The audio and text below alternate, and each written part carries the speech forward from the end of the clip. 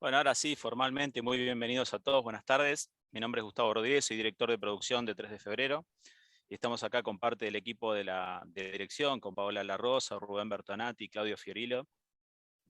Y los invitamos hoy a charlar sobre un tema que, bueno, todos tienen en mente, digamos, está en boca de todos y sobre todo en estos días ha generado algunas alertas ahí como para tener en consideración, así que nos parece más que oportuno y sobre todo es la continuación de una charla anterior que dio Claudio finalizando el año pasado. Esta charla se enmarca en el Distrito de la Innovación y el Conocimiento, un proyecto que tenemos desde el municipio y particularmente en un ciclo que estamos haciendo durante el mes de enero que tiene que ver con tecnologías relacionadas a un centro de innovación que estamos próximos a inaugurar en la zona de distintos lugares, así que en breve seguramente van a tener mucha más información, pero prevemos que ahí vamos a tener un laboratorio de inteligencia artificial aplicada, un laboratorio de realidad aumentada y realidad virtual, un laboratorio de impresión 3D, y algunas otras cosas que esperemos nos sorprendan a todos, tanto a emprendedores, a industrias y a empresas en general que puedan compartir ese espacio. Así que sin más, los dejo con Claudio Fiorillo, que es especialista en el tema, y te invito, Claudio, a presentarte. Bueno, muchas gracias, Gustavo. Buenas tardes a todos. Es un placer otra vez y muchas gracias a la MUNI por esta oportunidad para poder conversar sobre el tema cripto que es tan atrayente y tan apasionante para muchos de nosotros. Y bueno, para los que estamos aquí seguro, porque si estamos con 38, 39 grados de calor, escuchando esto es porque sinceramente nos interesa, sobre todo los que están en Buenos Aires y bueno, quizás en alguna otra provincia, peor todavía, ¿no? Pero bueno, como comentaba Gustavo, yo tengo ya varios años de trayectoria en el mundo de la consultoría para entidades financieras, más de 28 años. Fui socio de consultoría en Deloitte, que es una consultora de primer nivel aquí en Argentina y en todo el mundo, y estuve a cargo de la industria de servicios financieros para Latinoamérica cuando formé parte de dicha compañía. Ya hace más de 2 años que estoy trabajando por mi cuenta como profesional independiente, freelance, y bueno, en los últimos años me especialicé en todo lo que es el mundo fintech y también desde el año 2014 con todo el tema de blockchain y obviamente criptomonedas, criptoactivos, que es la derivada de la tecnología blockchain. Como comentó Gustavo anteriormente, ya hicimos una primera charla, una primera sesión relacionado con el tema de cripto, allá por el mes de noviembre, si no recuerdo mal, en donde habíamos desgranado de alguna forma estos temas, ¿no? Un poco nos habíamos enfocado en aquel momento en el glosario general de los temas de cripto, como para tener una introducción o los fundamentos generales para que todos estén más o menos alineados en el mismo grado de conocimiento. Nos habíamos centrado también en los temas de tokens y tokens de pago especialmente, en blockchain, un poco para comentar de qué se trata lo que es la tecnología de contabilidad distribuida. Y en aquel momento también habíamos hablado bastante de los temas, de los aspectos tributarios, que muchas veces son los que generan bastante ruido en el sentido de no saber muy bien si estos activos o criptoactivos están grabados o no están grabados desde el punto de vista de la legislación impositiva en el mundo y también en la Argentina, que justamente en aquel momento cuando hicimos esa primera charla salía esto de la posibilidad de grabar las operaciones con cripto de la misma manera que hay un impuesto al cheque o un impuesto al débito y a los créditos, pero en este caso para las criptomonedas. Hoy la sesión es un poco distinta, obviamente.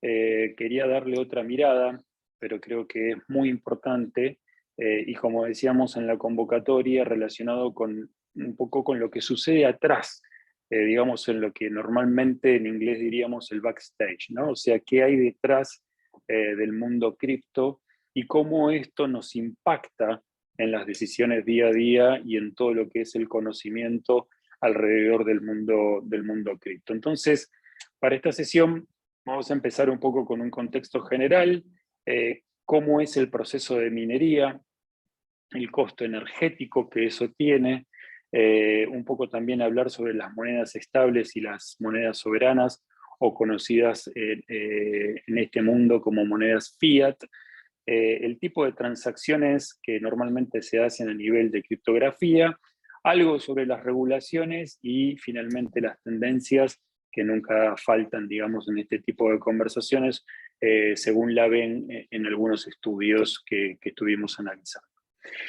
Desde el punto de vista del contexto, lo que podemos decir es lo que ya hemos dicho en la reunión pasada, relacionado con que las cripto plantean diversas oportunidades, diversos desafíos, como puede ser la inexistencia de un control centralizado, que en aquel momento también lo dijimos.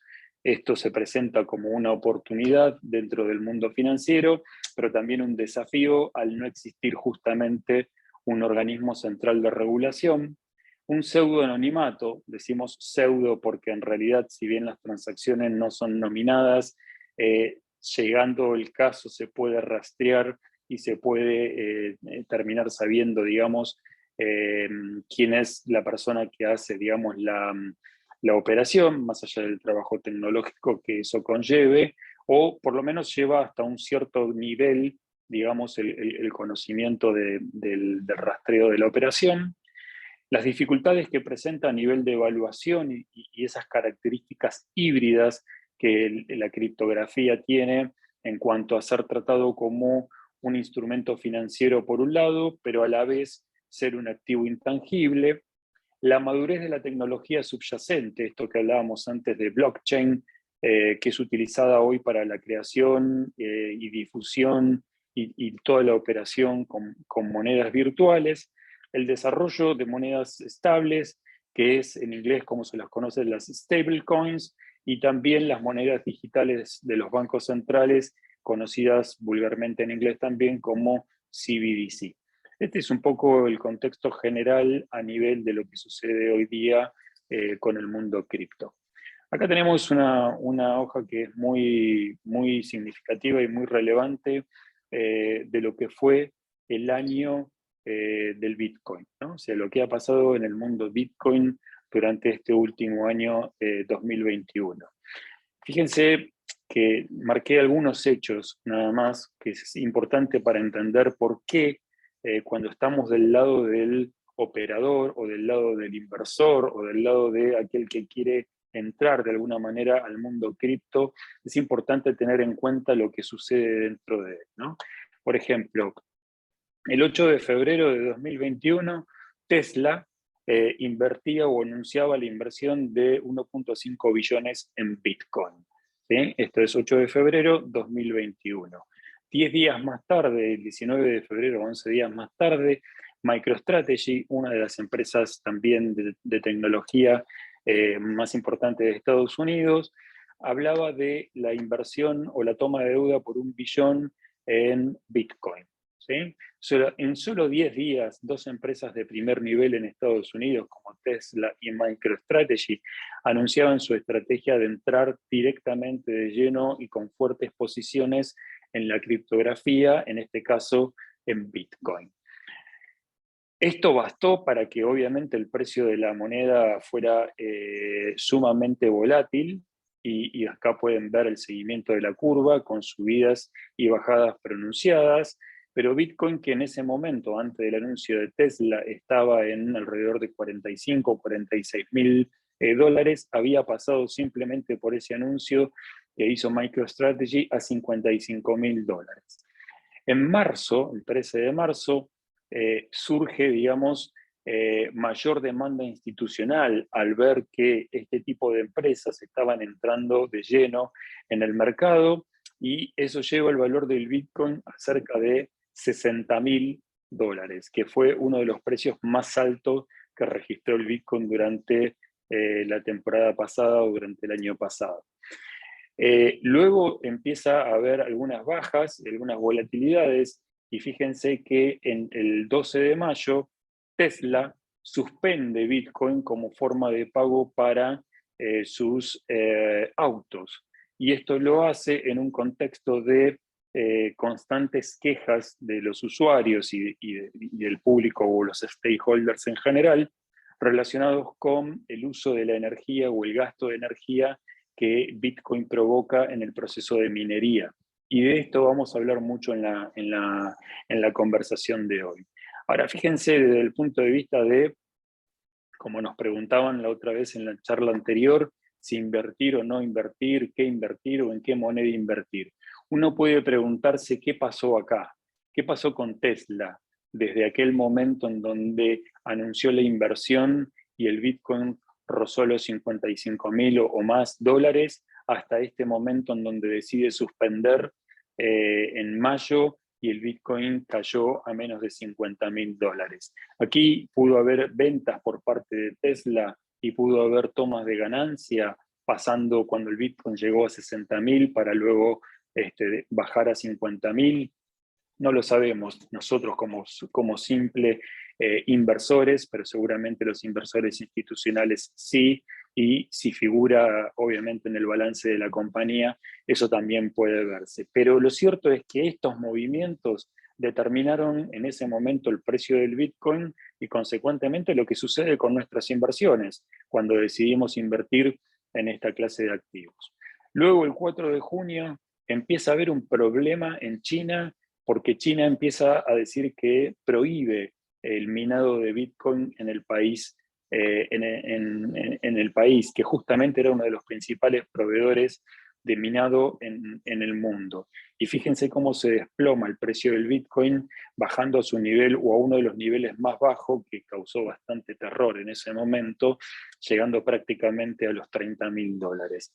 Luego empieza una subida y una recuperación, cuando el 7 de septiembre El Salvador anuncia que Bitcoin es una moneda de curso legal en el país, y luego comienza otra escalada aún mayor cuando en octubre 15 la SEC, que es el organismo de regulación como si fuera la Bolsa de Valores en Buenos Aires, aprueba los ETF o los conocidos, para llamarlo en lenguaje más llano, fondos de inversión en Bitcoin en la SEC. Entonces eso sí llevó el valor del Bitcoin nuevamente a casi 60.000 dólares, alcanzando el 8 de noviembre el mayor valor cercano a 69.000 dólares a partir de este auge. Vuelve a caer a finales de diciembre de 2021 y el comienzo del 2022, cuando se conoce la llegada de la variante Omicron por el COVID-19. ¿Qué quiero marcarles con todo esto? Que la volatilidad del precio del Bitcoin no responde simplemente a cuestiones únicas, sino a cuestiones de todo tipo y de todo color. Vimos desde las inversiones de Tesla hasta MicroStrategy, que lo llevaron al alza, también a la baja en los casos de Tesla cuando decide no aceptar esta moneda como parte de pago, y sube enormemente cuando un organismo oficial como la SEC en los Estados Unidos aprueba estos fondos de inversión en Bitcoin. Y vuelve a bajar ante la preocupación mundial con el COVID-19. Es decir, que Bitcoin o las criptomonedas o los criptoactivos no son, digamos, de alguna manera ajenos a lo que sucede en la realidad. Entonces vamos a ver ahora un poco por qué estas volatilidades. Me voy a basar en varios gráficos que extraje de esta fuente, que es la Global Crypto Assets Benchmarking Study, estudio de benchmarking que hace la Universidad de Cambridge, que para mí es uno de los más serios del mundo, pero de nuevo, desde el punto de vista del backstage, desde el punto de vista de lo que sucede tras bambalinas. Cuando nosotros miramos Bitcoin o criptoactivos desde nuestro punto de vista, lo estamos viendo en una computadora, vemos un dashboard, un tablero de control con un precio en este momento cercano a los 40.000 dólares, y no vemos o nos cuesta quizás imaginar, sobre todo para los que no están en el tema, lo que hay detrás. Detrás vemos quizás servidores, como vemos en esta foto, cables, computadoras y demás, pero un poco lo que intentamos desentrañar en la conversación de hoy es esto, qué hay detrás y cómo influye ese detrás en lo que nosotros hacemos en nuestras decisiones diarias con los criptoactivos. Para poder entender lo que hay detrás, tenemos que entender algunos términos que son importantes a la hora de poder darle visibilidad al detrás de escena. Uno de ellos es el hash. ¿Qué significa el hash en la minería de Bitcoin? Y el hash, o la tasa de hash, se refiere a la cantidad de potencia informática y de proceso que se aporta a través de la red de minería, ¿sí? ¿Cuánta potencia informática y energía en algún punto necesito para poder minar bitcoins? ¿Sí? Ustedes saben que las máquinas que extraen bitcoins o los pools de minería, lo que hacen es resolver cálculos matemáticos complejos, que son los que justamente validan o verifican esas transacciones de Bitcoin. Y obviamente deben realizar millones de cálculos o de conjeturas por segundo, por lo tanto el poder cuántico que se necesita es muchísimo. Entonces, ¿para qué se utiliza ese hash? Bueno, ese hash justamente es un proceso criptográfico que se utiliza para validar la autenticidad y la integridad de varios tipos de entrada. Es decir, yo puedo tener una entrada por una operación determinada conformada por archivos, documentos y otros tipos de datos que se van a validar a través de este proceso criptográfico denominado hash. Ahora bien, ¿cómo funcionan los hash? Los hash, en definitiva, son algoritmos matemáticos que convierten esa matriz de datos de entrada que decíamos recién, de cierto tipo y de cierta longitud arbitraria, en una cadena de bits fija que son la salida que se produce. Es decir, entran los datos sin ningún tipo de certidumbre en cuanto a la magnitud y sale una cadena de bits de longitud fija, que son los hash trabajados por los algoritmos. Y así es como funciona o se produce el proceso de minería.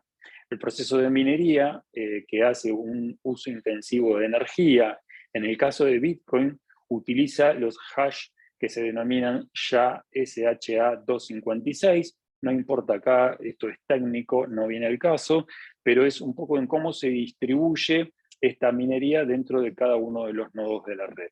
Y los mineros son los responsables de calcular los millones de hashes que crean los nuevos bloques Bitcoin y son los bloques que mencionábamos anteriormente dentro de la red blockchain.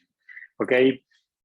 Traté de ser lo más simple posible como para darle entendimiento a todo lo que viene de ahora en más, pero es básicamente para entender lo que se produce, como decíamos antes, detrás del escenario en la actividad que hacen los mineros. ¿Y por qué? ¿Por qué es tan importante entender qué hacen los mineros? Porque los mineros, en definitiva, tienen un reward o tienen un premio o una bonificación por su actividad, que es su pago, su salario, por llamarlo de alguna manera, no es un salario, pero es para darle mayor entendimiento. Normalmente estos mineros lo que hacen es elegir unas determinadas cripto, ¿sí? Para minar y para obtener su bonificación. Y esos criterios de selección que los mineros utilizan a la hora de elegir una determinada cripto son variables.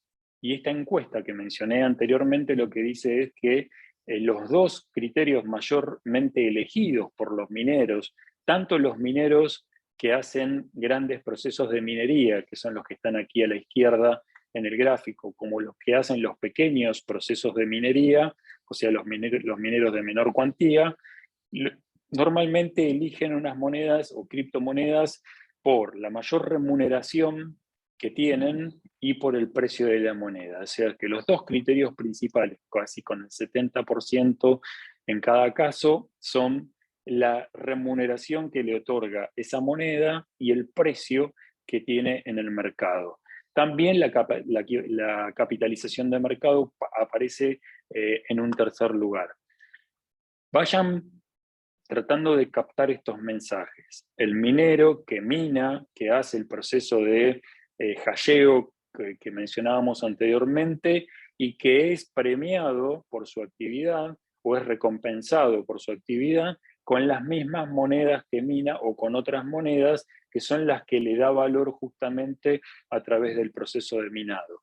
Es importante entender esto porque después vemos lo que se produce con los precios de las criptomonedas. Las más conocidas de las criptomonedas, que seguramente ustedes tendrán en mente, son el Bitcoin y en segundo lugar, Ethereum. Fíjense que Bitcoin sigue siendo el criptoactivo más popular en temas de intercambios, de pagos y en temas de almacenamiento por su alta convertibilidad en monedas fiduciarias, ¿sí? O sea, es fácilmente o relativamente fácil cambiar bitcoins por dólares, por euros o por otras monedas fiduciarias, con lo cual del 2017, que es la línea gris, al 2020, que es la línea negra o azul, el Bitcoin ha ido en algunos casos cayendo, pero ha mantenido una tasa muy importante de preferencia con casi el 90%, ¿sí? En 2020. Y la que le sigue es Ethereum, que es el segundo token más común, lo que refleja un poco la importancia que tiene esta moneda o esta criptomoneda en los contratos inteligentes y en las aplicaciones descentralizadas. ¿Por qué? Porque Ethereum es la tecnología subyacente en la cual se basa blockchain, ¿okay? Y Ethereum sí ha tenido gran popularidad desde el 2017 al 2018 con un salto que ha dado del 33 al 76% y ahora se mantiene en aproximadamente un 74%. Después están otras monedas, pero las dos más importantes son Bitcoin y Ethereum. Ahora bien, ¿qué pasa en Latinoamérica? Me voy a focalizar en la mayor parte de los datos que tenemos en Latinoamérica. Bitcoin es la moneda más popular extraída, como decíamos recién, con el 89% de los mineros encuestados, seguidos por Ethereum con el 35%, eso a nivel global. Pero en Latinoamérica, Ethereum es más popular entre los mineros latinoamericanos. Si bien se mina más Bitcoin con un 88%, que es muy similar a la proporción de Norteamérica, Ethereum, fíjense que es el segundo renglón, el 63% del minado de Ethereum se produce en Latinoamérica, mientras que el 33% en Estados Unidos y el 22% en Europa y el 34% en Asia-Pacífico. Y esto tiene una explicación, que es que muchas de las cadenas, digamos, tecnología de Ethereum ha sido desarrollada aquí en la región. Hay importantes desarrolladores de Ethereum en Argentina, uno de los más reconocidos del mundo está aquí en la Argentina, y también en la región de Latinoamérica. Por eso Ethereum ganó adeptos rápidamente dentro de lo que es la región de Latinoamérica. Ahora, nosotros hablamos del proceso de minado, hablamos de las dos monedas más importantes elegidas por los mineros por parte de la remuneración que obtienen. Ahora, ¿qué hacen los mineros normalmente con esas monedas? En general, las estrategias de cobertura que utilizan los mineros siguen siendo relativamente básicas, es decir, principalmente mantienen esos criptoactivos en un 58%, es decir, los mantienen como reserva propia, o bien hacen reservas fiduciarias en el caso del 41%. Solo muy pocos mineros hacen uso de esos instrumentos financieros sofisticados como derivados, o eligen garantizar sus monedas con otro tipo de cobertura. Esto, para que se entienda, es como si yo me pusiera a minar oro o trabajara en una mina de oro y cuando tengo el oro me lo guardo. No lo vendo ni lo transo en el mercado. Bueno, esto es lo mismo. El 58% se lo guarda, ¿ok? ¿Y por qué? Repito una vez más, es importante saber esto, porque el movimiento en los precios depende muchas veces de esto, porque son o terminan siendo los principales jugadores del mercado y van a tener una gran influencia en la determinación de los precios. Ahora bien, minar tiene un costo. Yo he escuchado y me han llegado consultas de muchos chicos que están interesados en la minería y dicen, bueno, ok, me voy a poner a minar Bitcoin porque eso es rentable, puedo ganar una buena cantidad de dólares sin hacer demasiado, y es el trabajo de hoy en día, lo que nos da digamos, una salida laboral y demás. Es cierto, a medias. ¿Qué quiero decir con esto? Minar tiene un costo. Entonces, en el caso de los mineros latinoamericanos, según esta encuesta también, la mayor proporción de ese costo, la mayor parte de ese costo, es la línea que está acá remarcada, el tercer renglón, se refiere a equipos de capital, es decir, un 52% de los gastos o del costo del proceso de minado en Latinoamérica se refiere a equipos de capital. Un 21% a lo que se denomina utilities, que en realidad es el costo de la energía, ¿sí? Y después un 16% a empleados, contractors, gente y demás. Fíjense que es una curva bastante parecida a la de Estados Unidos, donde el 52% también son los gastos de capital. No así el costo de la energía, que en Estados Unidos es mayor. ¿Y por qué justo hoy estamos hablando de esto? Bueno, porque el costo de la energía hoy día tiene una importancia fundamental por todo lo que estamos viviendo, en nuestro caso, en Argentina. Entonces, el proceso de minado tiene un costo energético principalmente que es muy alto. Estos costos de electricidad se llevan la mayor parte de los gastos operativos del proceso de minado. La gran mayoría de los mineros acceden a precios preferenciales o a precios industriales mediante la celebración de acuerdos con los generadores de energía. Y este es un punto no menor. Hay casos de empresas argentinas, mineras, algunas extranjeras que han venido al país y que se han instalado, por ejemplo, en Tierra del Fuego. Otro ejemplo puede ser en Mendoza, también en Córdoba, en donde lo que hacen estas empresas mineras es acuerdos para tener un precio menor del kilowatt o del exawatt de la energía que en definitiva les cuesta para poder utilizar en el proceso de minado, ¿sí? Esto ocurre hoy día en nuestro país sin ningún tipo de problemas. Esto es una realidad, y esto es parte también de lo que nos pasa con el tema del subsidio a la energía y con lo que nos pasa también con la falta de energía, no solamente en Argentina, y con esto que se entienda bien, no le estoy echando la culpa a Bitcoin y a los criptoactivos del costo energético o de la falta de energía en el país. Quiero decir que este es hoy día un factor más a tener en cuenta y un jugador más dentro de el campo de la cuestión energética, no solamente en Argentina, sino en todo el mundo, con algunos ejemplos que ahora vamos a ver en un ratito más. Así todo, en Latinoamérica el precio de la electricidad es comparativamente más bajo que el resto de las áreas encuestadas, como puede ser en China, en Asia, en Europa y ni hablar en Estados Unidos. Es de apenas 0.025 dólares el kilowatt en Latinoamérica respecto del resto de las regiones. Entonces, como esto tiene un impacto ambiental de la minería por el gasto de energía, y acuérdense en el gráfico que mostraba antes con el precio del Bitcoin y la variación que tuvo cuando Tesla dijo no acepto más Bitcoin para la compra de autos por los cuestionamientos que había recibido por el impacto ambiental, ha traído una cuestión de decir, bueno, ¿qué tipo de energía utilizar para minar criptomonedas?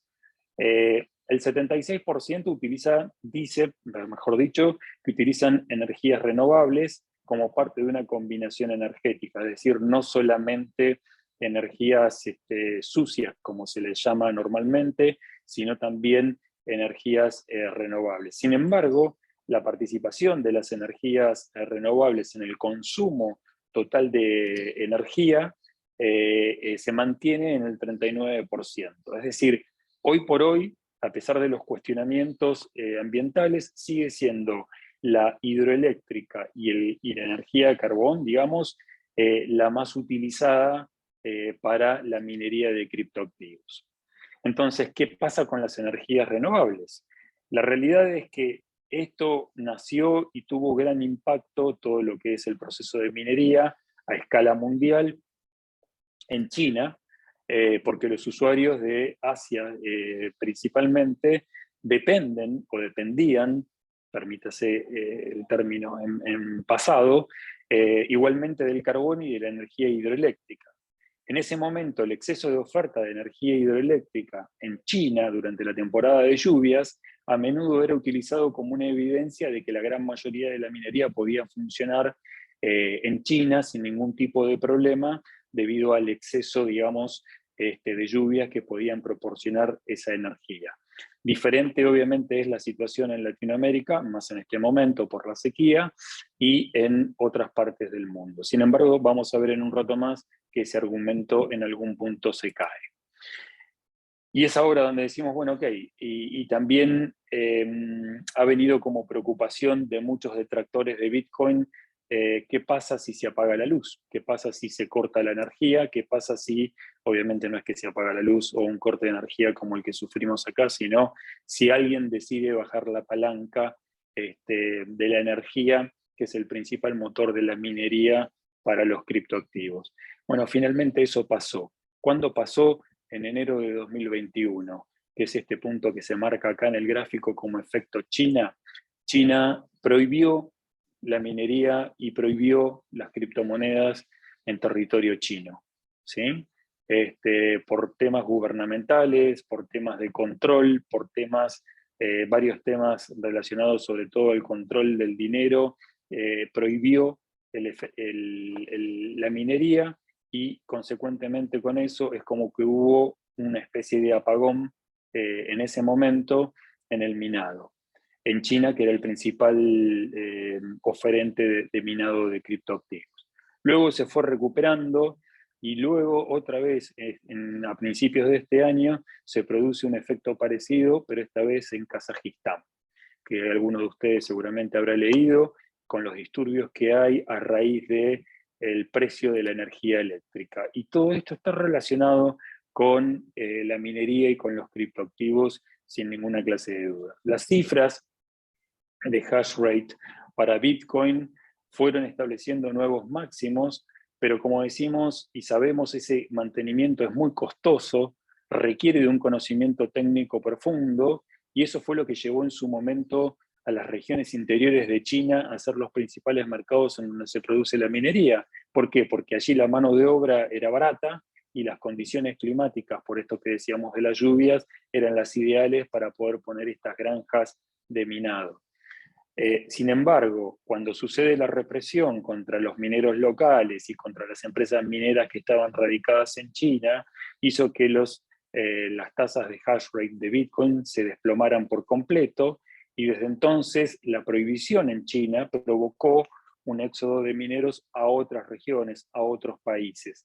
Y fíjense muy claro en este gráfico, China pasó de septiembre de 2019 a ser el 75,5% del mercado minero a cero en agosto de 2021. Esto es lo que se preveía o lo que se preguntaba a mucha gente: ¿qué pasa si se baja la palanca o si se apaga la luz? Bueno, pasó esto. China dejó de ser el principal mercado de minería de criptoactivos en el mundo. Entonces, ¿dónde fue este 75%? Este 75%, como se ve aquí en el gráfico, pasó casi un 30% a Estados Unidos, que fue el gran beneficiario porque adoptó, digamos, todos estos mineros que en ese momento estaban trabajando en China. Muchos de ellos fueron a Kazajistán, casi un 20%, por la cercanía con China y por ser, digamos, de las mismas características culturales en Asia, y cercanía también con Rusia. Han ido a mercados nuevos como Kazajistán, donde luego se produce, como dijimos hace un ratito, una nueva ola de problemas con la energía. Esto está vigente en este momento, de hecho, y se vuelve a caer, digamos, el hash rate de Bitcoin por esos problemas. Y otra gran parte fue a Rusia y también a algunos otros países, como por ejemplo podemos ver aquí en este gráfico. Es decir, estas barras azules, que es China, van decayendo, esto llega hasta abril, si hubiera llegado hasta agosto sería automáticamente cero, como mostrábamos recién, y van aumentando las barras negras o azules de Estados Unidos, las grises de Kazajistán, las rojas de Rusia, y a otros países en donde también se han mudado los mineros, como han sido Irán, Malasia, Canadá, Alemania e Irlanda. Y esta es la distribución que se produjo en el mercado de minado en este último año a partir de la prohibición en China. Este es, por ejemplo, el último mapa de minado de Bitcoin, el más actualizado que pude encontrar para esta presentación. Si se fijan ahí, los territorios o los países que están con mayor color rojo o morado son los que tienen hoy la mayor cantidad de minado en el mundo en forma global. Y obviamente es Estados Unidos, ¿sí? Seguido por algunos otros países de Europa, Kazajistán, como decíamos antes, algún que otro país europeo, y fíjense obviamente el apagón en China, que está aquí en gris, y yendo a Latinoamérica, Brasil, con un poco más de granjas de minado, pero esto tiene que ver obviamente también por el tamaño, que México y la Argentina. Pero la Argentina se posiciona como un jugador también de minado dentro del mercado mundial. ¿Por qué es importante entender esto? Como mencionábamos antes, todo el tema de lo que sucede detrás del escenario del Bitcoin, como nosotros lo vemos normalmente en las pantallas de nuestras computadoras. Bueno, porque el precio del Bitcoin, como hemos visto y como ustedes saben muy bien, una de las cosas que se le achaca a las criptomonedas, y en particular al Bitcoin, es la volatilidad, ¿sí? El sub y baja permanente del precio del Bitcoin en dólares, ¿no? Que pasó de estar en unos 10.000 o 20.000 dólares allá por 2017, 2018, a casi 65.000 en 2021, y ahora anda por los 40.000, como mencionábamos antes. Entonces, cuando uno dice la volatilidad de las criptomonedas, desde el punto de vista de uno de inversor, no entiende mucho por qué toda esta volatilidad, cuando en realidad otros activos financieros o inclusive otros activos intangibles, o mejor dicho, tangibles, como puede ser el oro, la plata y demás, no tienen esta alta volatilidad. Bueno, esto se explica en lo que estamos comentando. Fíjense, si comparamos los dos gráficos, cuando decíamos antes el efecto China y el efecto Kazajistán, cuando bajan la palanca en China, lo que se produce, que es lo que está de esta línea a la derecha en este segundo gráfico, es justamente una caída del precio del Bitcoin. Cuando el gobierno chino decide prohibir las criptomonedas en China, el valor que había llegado prácticamente a unos 60.000 se desplomó a 30.000. Es prácticamente el 100%. Lo que había subido por Tesla, que habíamos mencionado al principio, bajó cuando el gobierno chino decidió bajar la palanca. Y luego vuelve a subir cuando los mineros empiezan a reinsertar o reubicar en distintos países, como veíamos recién, ¿sí? En Rusia, en Estados Unidos, en Irán, en Kazajistán, etc. Y ahora baja otra vez a estos 40.000 por el efecto Kazajistán. Cuando vuelven a haber, en este caso, protestas por el aumento del precio de la energía, porque obviamente la energía se transforma en un commodity más demandado, y al aumentar la demanda, obviamente también aumenta el precio, entonces automáticamente eso tiene un efecto directo en el precio del Bitcoin, ¿sí? Esto para entender, repito, lo que sucede detrás, cómo impacta adelante, por qué la volatilidad de estas monedas y por qué es importante entender cómo funciona este mercado. Decíamos que una de las cuestiones que vienen, digamos, como tendencia es el tema de las monedas estables y las monedas soberanas, ¿sí? De acuerdo con otro estudio, no el de Cambridge, en este caso de Visa, sobre las actitudes y los usos en los fenómenos criptos, ellos dicen que el 81% de los adultos en todo el mundo controlan las finanzas de su hogar, y quienes son quienes toman las decisiones financieras. Y en ese grupo, el 94% conoce las criptomonedas. Esto, obviamente, es una encuesta global, pero yo me permito desafiarla y por eso las traje aquí para compartir con todos ustedes. Yo no estoy seguro si hacemos una encuesta aquí en el grupo, si el 94% de los que estamos aquí, seguramente sí, porque por eso estamos aquí, pero no necesariamente todos, o el 94% de las personas que ustedes conocen realmente saben algo acerca de las criptomonedas.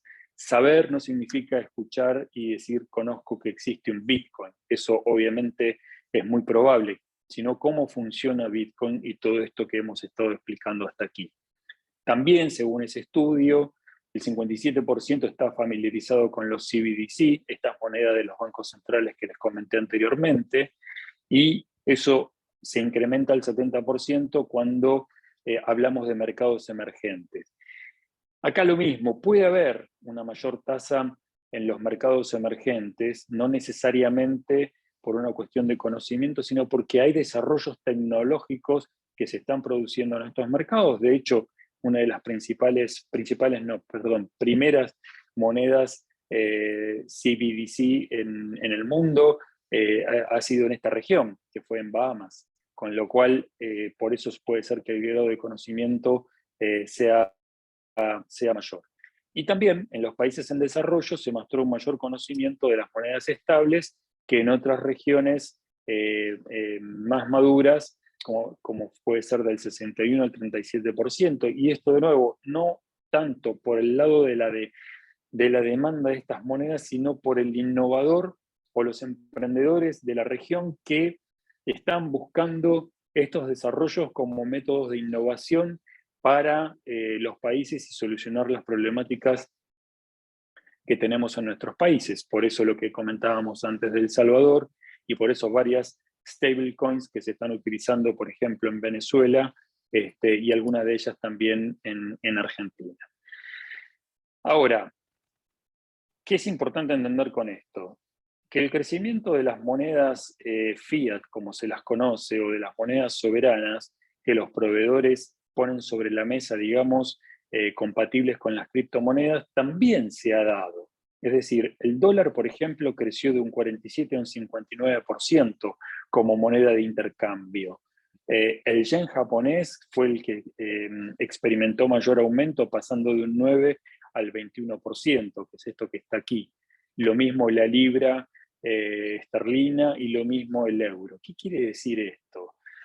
Quiere decir que el mundo cripto está ok, pero siempre teniendo como contrapartida una moneda fiduciaria, ¿sí? Una moneda de uso común, aceptada para transaccionar, por más que tengan procesos inflacionarios. Esto lo digo y lo menciono porque se escucha lamentablemente mucho gurú y mucho cripto entusiasta decir que estas criptomonedas van a eliminar las monedas soberanas y demás. Quizás eso ocurra en un futuro, pero hoy no. O sea, no estamos cerca de eso. Seguramente falta mucho trabajo y mucho camino por recorrer todavía, y al final les voy a decir por qué, para que eso ocurra. Lo cierto es que las monedas digitales sí están y sí llegaron para quedarse, pero tienen su respaldo hoy en monedas duras desde el punto de vista de monedas soberanas como las que mencionamos acá. ¿Y por qué ha sucedido esto también? Porque hay una mayor participación regulatoria que ayudó a este fenómeno. Es decir, cuanto más reguladores empezaron a regular la actividad cripto, obviamente sus monedas, el dólar, la libra, el euro, el yen, empezaron a hacer arbitraje y empezaron a hacer intercambio con las criptomonedas que estábamos mencionando. Un jugador importante en todo esto, y también esto sucede tras bambalinas, son los exchange, los tradicionalmente conocidos exchange. ¿Qué son los exchange o los intercambios? Hablando en criollo, las casas de cambio. Así como tenemos casas de cambio para moneda fiduciaria, los exchange son las casas de cambio para las criptomonedas. Y tienen un funcionamiento desigual o una distribución desigual entre los pequeños exchange y los grandes exchange. Yo creo que si yo menciono en este momento, por ejemplo, Binance o Binance, cualquiera de ustedes seguramente lo conocerá, así como muchos otros que operan aquí en la región y en nuestro país. Fíjense, está muy chiquito, ya lo sé, pero después cuando compartamos el material lo van a tener. Latinoamérica es esta franja amarilla que está aquí en el medio. El 45% de lo que se transacciona en Latinoamérica va al mercado abierto. ¿Qué quiere decir esto? Que va al intercambio libre entre pares, a lo que se conoce como el peer-to-peer en el mercado de las cripto. Solo el 27% va a cuentas internas y el 28% va a billeteras externas, que son estos jugadores que estaba mencionando antes de intercambio. Es una distribución bastante parecida a lo que sucede en Norteamérica. Normalmente seguimos ese patrón occidental, pero muy diferente a lo que sucede en Asia, donde el 69% de lo que sucede se transacciona en Asia va al mercado abierto. Acuérdense, los mineros tienen un rol muy importante en todo esto, porque si se quedan con las monedas que minan como redistribución, son parte activa luego de estos mercados. ¿Qué tipos de transacciones se hacen? En Latinoamérica el 35% del volumen proviene de transacciones de criptoactivo a criptoactivo. Es esta barra que tenemos acá, la tercera, esta barra de color azul. 35% es compro Bitcoin, te vendo Bitcoin, ¿sí? O compro Ethereum, te vendo Ethereum. Peer-to-peer o básicamente o normalmente va a ser peer-to-peer, pero es el intercambio de un criptoactivo por otro criptoactivo. Y el 65% restante de moneda fiduciaria a criptoactivos. Fíjense entonces que la mayor parte de los que están transaccionando en el mercado en Latinoamérica están transformando estos criptoactivos en moneda fiduciaria, ¿sí? Y esto es el patrón común que sucede en nuestra región por las razones conocidas de índole inflacionaria, básicamente, y desconfianza en la moneda fiat que tenemos en nuestros países. A diferencia de lo que sucede en otros países, como por ejemplo en Estados Unidos, donde esa proporción fiat-cripto es mayor a un 83%, pero ya no por una cuestión de desconfianza en el dólar, sino por una cobertura sobre la inflación que hay actualmente en el dólar o con el dólar en los Estados Unidos. ¿Qué tipos de pagos se hacen? Normalmente los pagos se dividen en domésticos, aquí a la izquierda, y lo que son internacional, aquí a la derecha. Si miramos en Latinoamérica, que es esta columna que está remarcada aquí, el 64% de lo que es doméstico son menores a $100 o están entre 0 y $100. Es decir, menudeo puro. Es decir, transacciones cripto-cripto o cripto-fiat, pero por valores muy bajos, ¿sí? Mientras que en los que son internacionales ese número alcanza el 57%. Es decir, que en Latinoamérica la mayor cantidad de las operaciones que se hacen al menudeo. Se hacen entre personas, sean de un mismo mercado o de mercados internacionales, por montos relativamente bajos, ¿sí? Y este es un dato importante a tener en cuenta. Y junto con esto, algo importante es que lo local juega. Es decir, si uno mira la distribución en Latinoamérica, otra vez la barra amarilla, el 76% de las operaciones que se hacen quedan en Latinoamérica. Es decir, el usuario es de Latinoamérica y la firma que lo atiende o el exchange que lo atiende es de Latinoamérica. Es decir, todas las operaciones aquí pasan por Bitso, por Bitex o por, digamos, el exchange que sea, o Ripio, pero es Latinoamérica y Latinoamérica. Lo mismo sucede en Asia, pero en una menor medida, el 61%, en Europa el 64%, y a diferencia de Estados Unidos, en donde hay más propensión a abrirse a mercados externos, ¿sí? Este es otro dato importante para tener en cuenta. Y en cuanto al tipo de clientes, fíjense que Latinoamérica, que es la tercera barra que tenemos acá, el 82%, como decíamos antes, es clientes retail o clientes pequeños, ¿sí? Somos nosotros, el mercado de las personas. Y solamente el 10% el mercado de las empresas. Es decir, que hoy el mundo cripto en nuestra región el mercado cripto en nuestra región está conformado por personas, por actividades peer-to-peer con pagos o transacciones de bajo valor, ¿sí? Los clientes institucionales, en cambio, en general en Latinoamérica se centran básicamente en comerciantes en línea, es decir, toda la actividad de comercio digital, y las empresas de criptoactivos que no sean mineros. ¿Eh? Es decir, que esto tiene que ver con los exchanges que les mencionaba anteriormente. Vamos a hablar un poquitito de regulaciones que es importante para tener en cuenta. Según esta encuesta de Cambridge, el 75% de los encuestados tienen un equipo interno de cumplimiento. ¿Qué es esto? Es aquel equipo que se encarga dentro de la organización de, por ejemplo, hacer los procesos regulatorios conocidos como Know Your Customer o el conocimiento de su cliente, ¿sí? Fíjense que en Europa esta tasa es muy importante porque el efecto regulatorio allá es bastante exigente, con un 13%, mientras que en nuestra región solamente con un 8%, ¿sí? O sea, no hay tanto desarrollo en esa área. En cuanto al número de licencias, normalmente los licenciatarios o las firmas que están o los exchanges normalmente tienen una sola licencia, pero hay casos en donde algunos tienen hasta 5, y generalmente esa licencia que tienen, en el 42%, es para operaciones específicamente de cripto. Es decir, son agentes que transan con criptomonedas. Algunos otros, en el 29%, lo hacen para pagos, otro para servicios monetarios, digamos, de todo tipo, trading, brokers, etc. Pero normalmente se trata de una licencia y en su mayor parte para operar con criptos. Lo que decía antes del proceso de Know Your Customer, la gran mayoría, el 77%, realizan estas verificaciones de anti-money laundering para cada una de las cuentas. Y solo el 20% utiliza criterios específicos de transaccionalidad cripto, ¿sí? ¿Qué significa esto? Significa que cuando hay una moneda fiat o una moneda soberana en juego, la proporción de cumplimiento regulatorio o el know your customer, el conozca a su cliente, aumenta de 48 a 82%. ¿Y esto por qué es? Porque hay dinero soberano, porque hay una moneda soberana en el medio, porque hay regulaciones.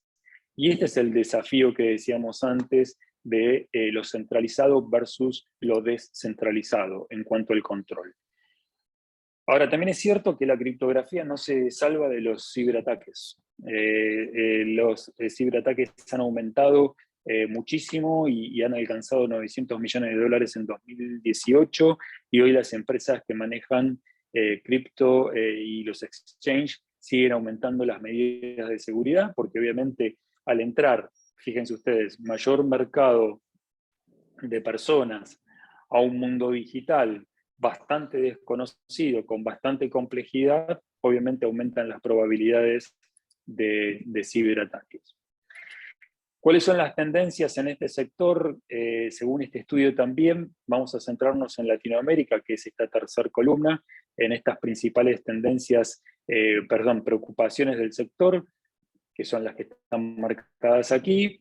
Básicamente la creación de regulaciones y de barreras para minar. Esto es lo que ha sucedido en China, es decir, que venga mañana un gobierno y diga se prohíbe el minado de criptomoneda.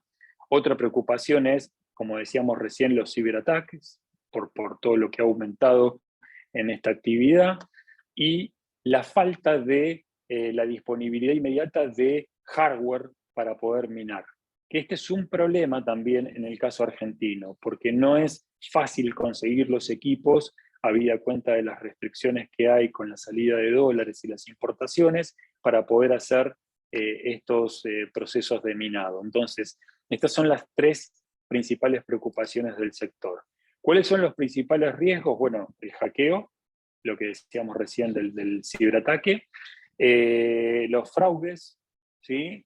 Y el crecimiento de la regulación desde el punto de vista de las exigencias regulatorias que decíamos anteriormente también para los jugadores latinoamericanos.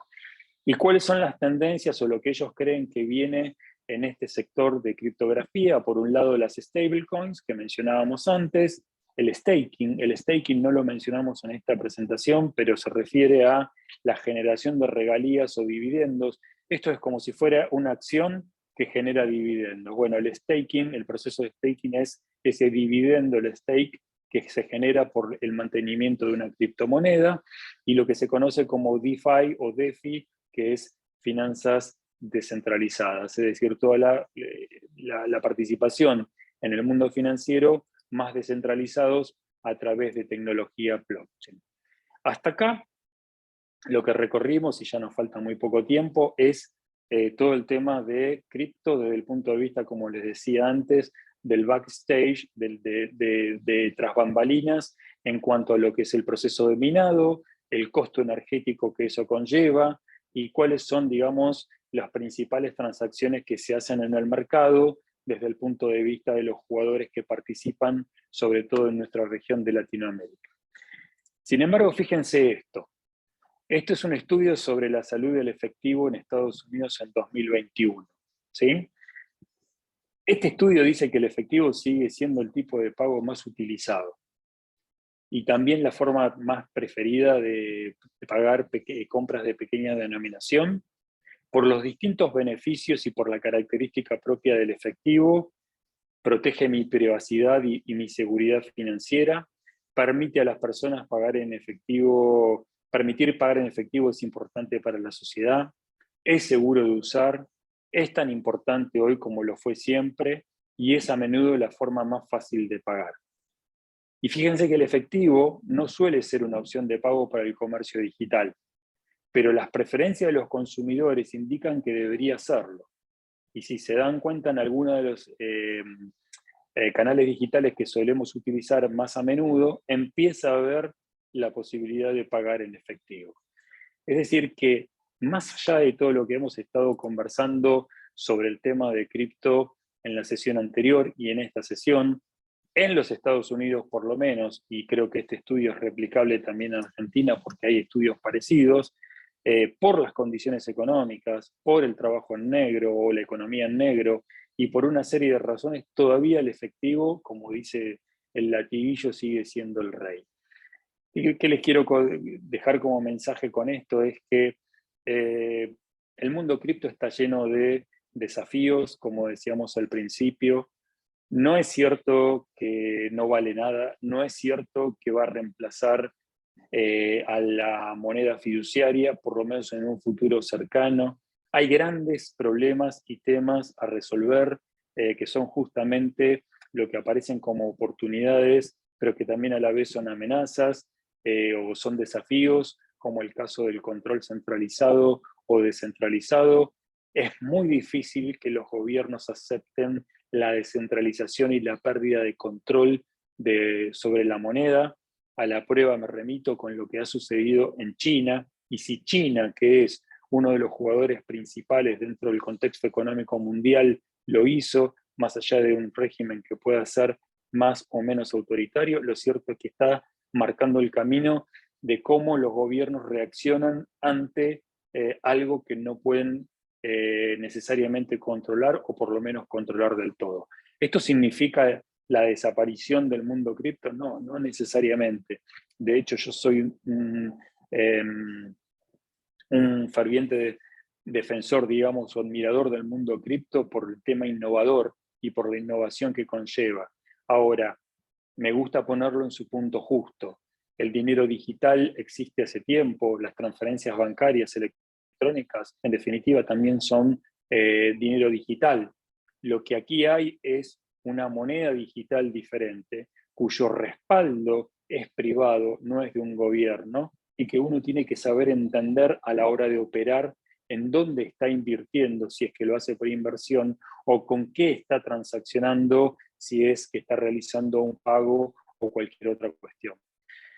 Esto es un poco a grandes rasgos lo que quería comentarle hoy, el detrás de escena, como decíamos antes. Quedamos abiertos a preguntas y respuestas que ustedes puedan tener.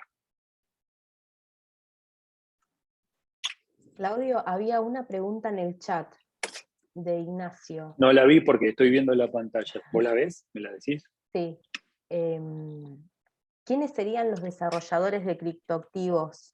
¿Refiere a mineros, usuarios, implementadores? Me parece No. que tiene que ver cuando vos dijiste que justamente era fuerte Ethereum acá en Latinoamérica por Sí, los desarrolladores. ok. Ethereum es una tecnología, ¿sí? Es una tecnología que sirve de base al funcionamiento de lo que son las plataformas blockchain.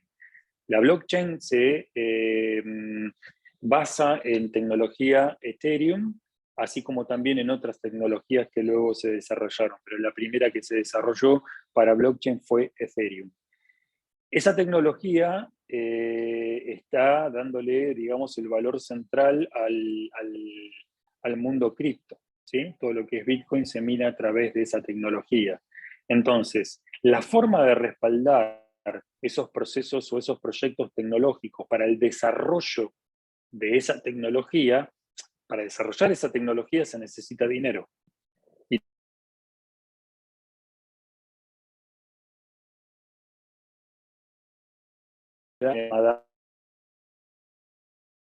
Ether, ¿sí? Los desarrolladores van al mercado a buscar dólares para poder desarrollar su tecnología, entregando la moneda, la criptomoneda, en este caso el Ethereum, que después empieza a cotizar en esa especie de bolsa como si lo queremos asemejar al mundo físico, ¿sí? Entonces los desarrolladores son los dueños o los que han desarrollado la tecnología, ¿sí? El usuario es aquel que invierte en esta tecnología porque cree que puede cambiar, no sé, puede ser un cambio de paradigma en el mundo. Y de hecho, probablemente lo sea a través de la tecnología blockchain, ¿sí?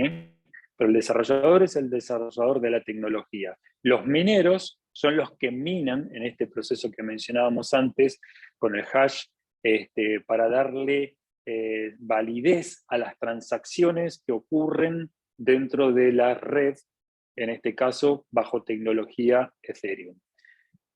Ojalá que se haya entendido, yo sé que no es fácil entenderlo y menos con 40 grados de calor casi, pero es un poco complejo cómo funciona.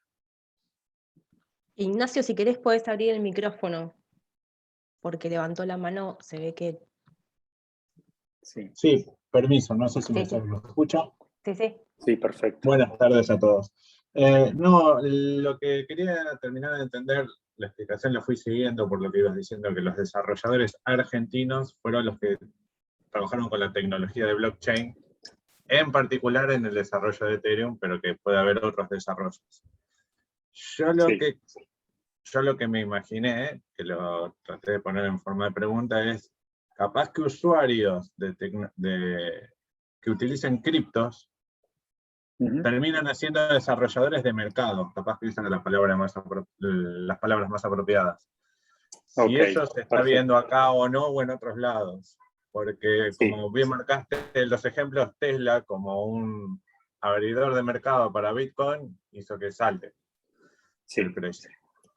Perfecto, te entendí bien y te agradezco la aclaración. A ver, una aclaración, no digo que el desarrollo de Ethereum sea argentino, digo, hay desarrolladores argentinos de Ethereum, ¿sí? De esa tecnología, como los hay en otros países también de Latinoamérica y del mundo. Digo que hay algunos que son muy importantes y jugadores fuertes en el mundo que están acá en Argentina. Claramente terminaron siendo formadores de mercado, porque es lo que decía recién, tuvieron que salir a buscar dinero, en este caso fiduciario, para poder hacer sus desarrollos tecnológicos, ¿sí? Pero, en mi opinión, por lo menos, es distinto al caso de Tesla, que yo creo, con todo el respeto que me merece Elon Musk, a quien no conozco, fue más especulativo que otra cosa.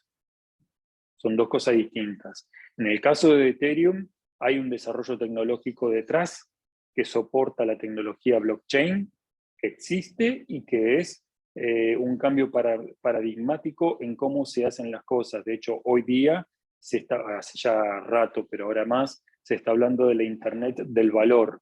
Así como han escuchado seguramente en algún momento hablar de la Internet de las cosas, ¿sí? o el IoT, Internet of Things, hoy se habla del IOV, Internet del valor, ¿sí? ¿Qué es esto? Es poder transferir a través de la red valores. ¿Qué valores? Estos activos, estos criptoactivos, los tokens fungibles, no fungibles, todo ese valor en activos va a través de la red, y eso es lo que se conoce como la Internet del valor, y eso está basado y avalado en blockchain, que funciona con smart contracts o contratos inteligentes, a través de estos procesos de hasheo algorítmicos que hacen los mineros.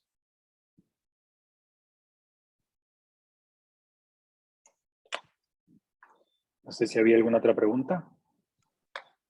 Sí, hay un par en el chat de Cristian Aguilera. Al ser el Bitcoin algo finito como el oro, ¿tiende a la suba a largo plazo? ¿Y qué opinas del hold?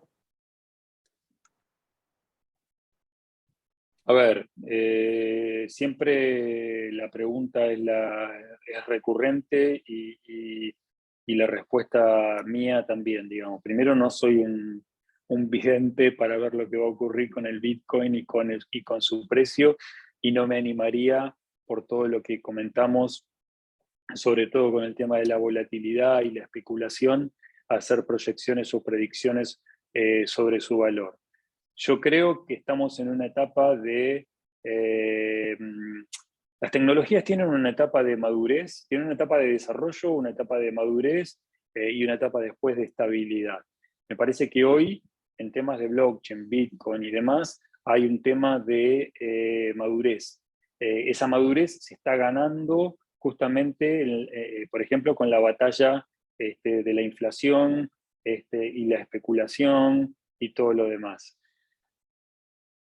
Hay corrientes que te dicen que es mejor el oro que el Bitcoin, pero por la trayectoria, por la solidez, por la historia, porque lo ves, porque lo puedes tocar, porque existe.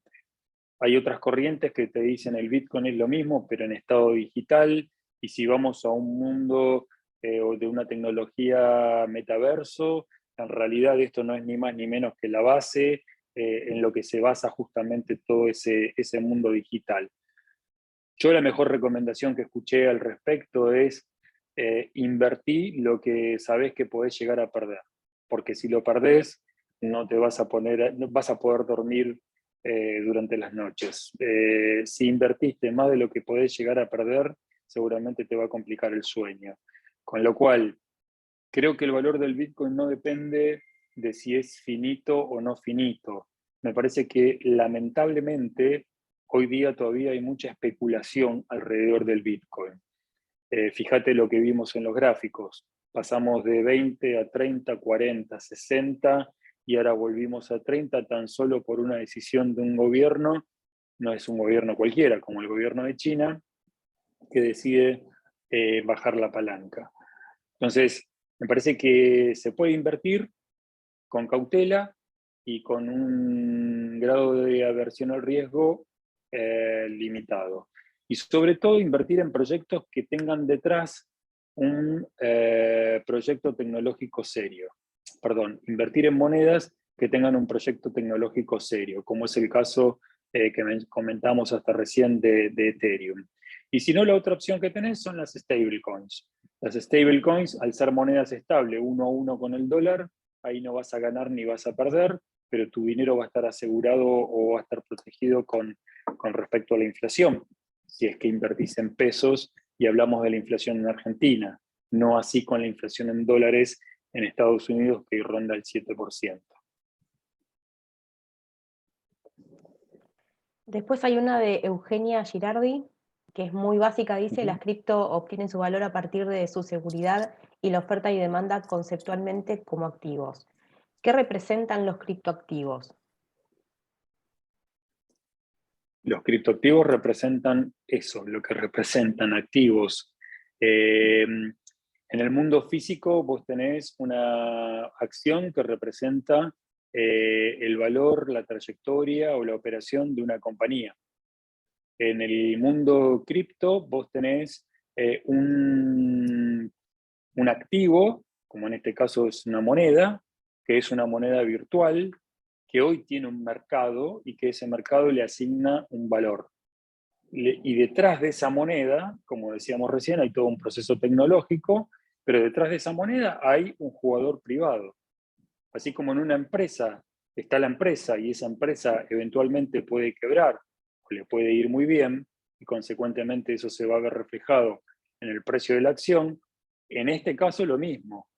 Y de hecho hay más de una prueba y ahora hoy en Argentina hay un caso en boga, en boca de todos y en los diarios, en donde también hay fraudes. Con lo cual, ¿qué puede representar? Representa un activo que no es tangible, y que puede ser un buen activo o que puede ser un fraude. Como en el mundo físico puede ser una buena empresa o puede ser también una empresa fraudulenta.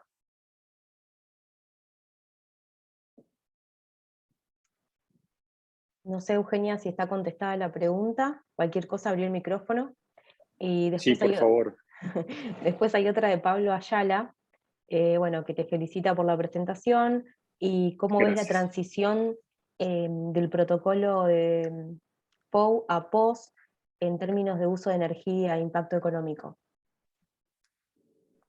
A ver, el tema del uso de energía y del impacto económico y ambiental, para mí, en lo personal, es una cuestión de preocupación significativa. De nuevo, si China bajó la palanca, no creo que haya sido solamente por un tema de control sobre la moneda. Creo que ese fue el argumento principal, pero no el único. También el control de los recursos naturales y el control de la energía. De hecho, en lo que yo mostré, vemos que en todos lados en donde hubo migraciones de mineros de China a otros países, en esos países receptores hubo problemas de energía, en el precio de la demanda, en el precio de la energía y consecuentemente en las protestas con la gente en las calles y en algunos casos hasta con problemas serios de gobierno o caídas de gobierno. Los hubo en Kazajistán, los hay, de hecho en Kazajistán, los hubo y los hay en Irán, y así podría mencionar varios casos más. Si se encuentran energías renovables que verdaderamente puedan ser utilizadas para minar, bueno, seguramente ahí este problema debería estar más controlado. Pero hoy por hoy sigue siendo un problema muy importante a resolver. De hecho, no creo que sea una cuestión de solo falta de desarrollo de confianza en el Bitcoin, sino el problema energético lo que hace que tenga su limitación para poder desarrollarse más.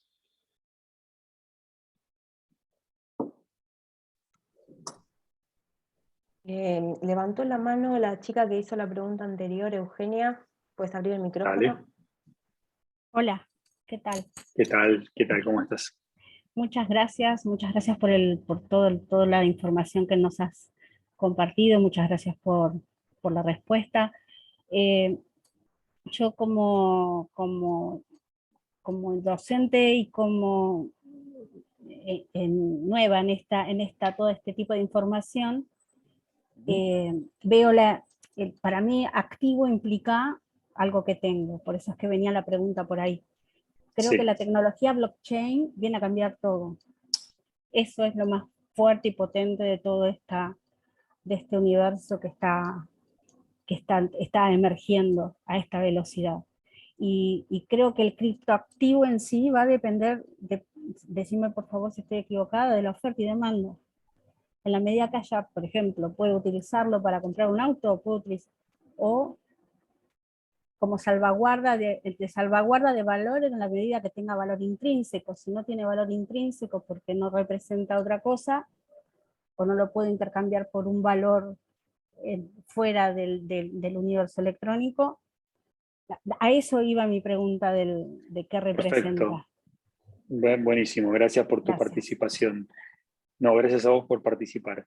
A ver, sí, un activo es algo que tengo. En el caso del Bitcoin o de cualquier criptomoneda, vos tenés también en tu billetera una serie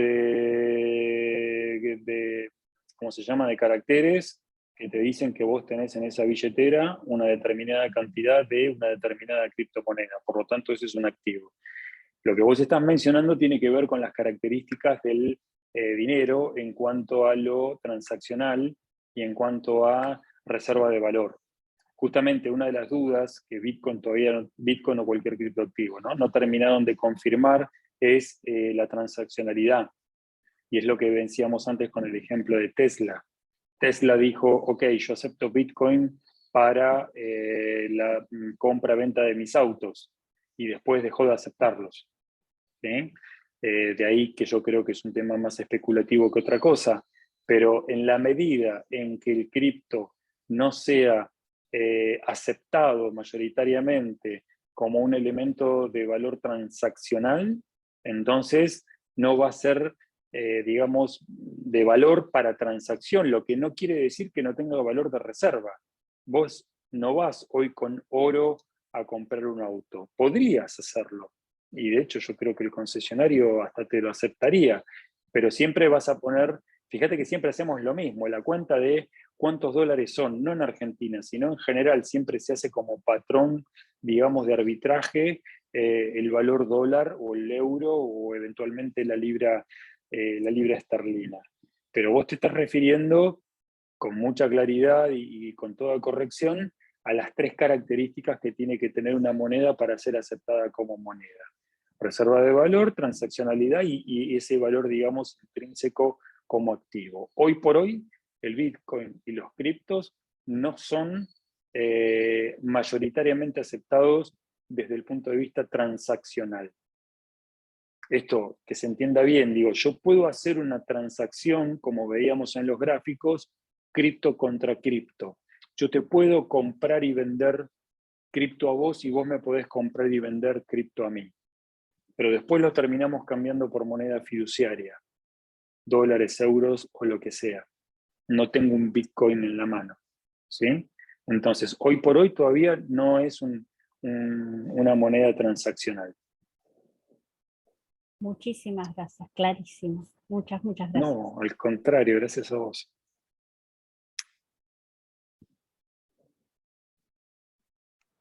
Y No después, sé si hay alguna otra pregunta, ¿no? Nos recontrapasamos, perdón, pero Sí. el tema es interesante. Y hace Ignacio, mucho calor y están todos. se quedaron ahí sentados, no se están moviendo, están con el aire acondicionado. Por suerte no se cortó la luz, mira, a ver si todavía se corta la luz. Mira, una última pregunta de Ignacio que dice: ¿qué pasos son necesarios realizar para implementar contratos inteligentes entre empresas de la misma corporación y cómo cambiaría con empresas externas? Es largo eso. A ver, primero que tu empresa, a Ignacio levantó la mano, no sé si quiere decir Abrí el algo. micrófono si quieres, Ignacio. Claro, para aclarar un poco a qué me refiero. A ver, yo trabajo en una corporación que tiene muchas empresas. Sí. Entonces, se suelen dar gestiones de compra entre las distintas empresas, ya sea que una provea un bien o provea un servicio. Es un manejo Sí. interno dentro de lo que viene a ser la corporación. ¿Mm? Obviamente, eso tiene su gestión financiera y demás, de la cual no entiendo nada, porque soy ingeniero químico, así que no vale la pena mucho aclararlo, pero lo que me interesaría saber es, porque toda la gestión de compra y demás es laboriosa, es lenta. ¿Cómo se podría llegar a implementar un contrato inteligente, que me imagino que tendría que ser mucho más ágil? Uh-huh. Y si se quisiera hacer con empresas externas, le hace un proveedor grande esa gestión. Entiendo que existe entre financieras, entre, ¿cómo se llama? En el mercado de bolsa, entiendo que existen ahí contratos inteligentes, pero no imagino cómo se puede llegar a implementar, ya sea internamente o con un grupo selecto de empresas. Era eso. Ok, perfecto. A ver, el tema es larguísimo, pero para resumirlo, primero, Perdón. no, tranquilo. Primero, nada impide a tu empresa trabajar con smart contracts y con tecnología blockchain. Lo único que tiene que hacer es aceptar la tecnología, contactarse con un proveedor de esa tecnología, armar el caso de uso e implementarlo. Lo que sucede es que lo mismo que hablábamos recién con el tema del Bitcoin y la transaccionalidad.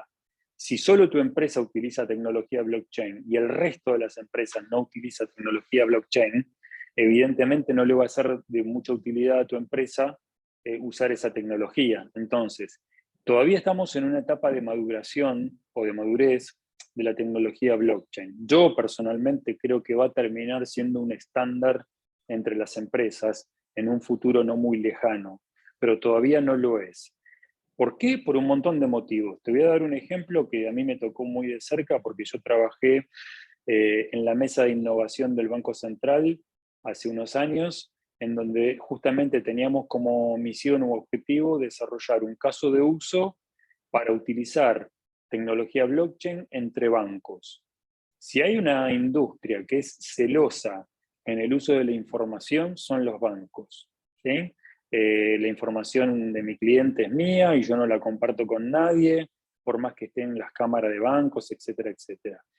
Nos reunimos con varios bancos y finalmente, por suerte, con 4 bancos de distintas características, pudimos armar un caso de uso para mensajería entre entidades financieras. Esto es, saber, por ejemplo, cuándo un cheque era rechazado y automáticamente a través de contratos inteligentes con tecnología blockchain, los bancos se podían informar entre sí el estado de los cheques rechazados y no tenían que esperar ni hacer gestiones vía mail o vía telefónica como normalmente lo hacen, que les demora muchas veces todo un día. Bueno, eso lo hicimos y quedó en un caso de uso. Lamentablemente no prosperó todavía.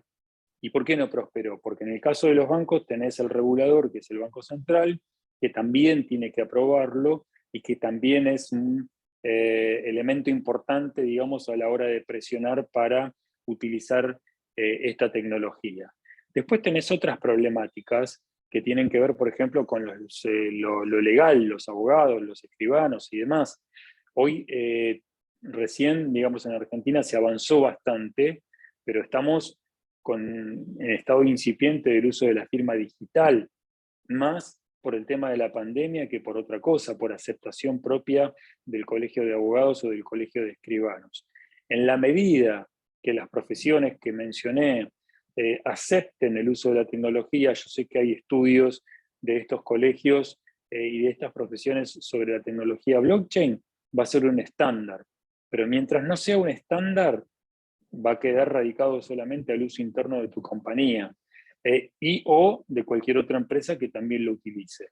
¿Es el ideal? Sí, es el ideal sin duda porque se automatizaría muchos procesos y se haría todos esos procesos de compra que vos describís con mucha mayor agilidad.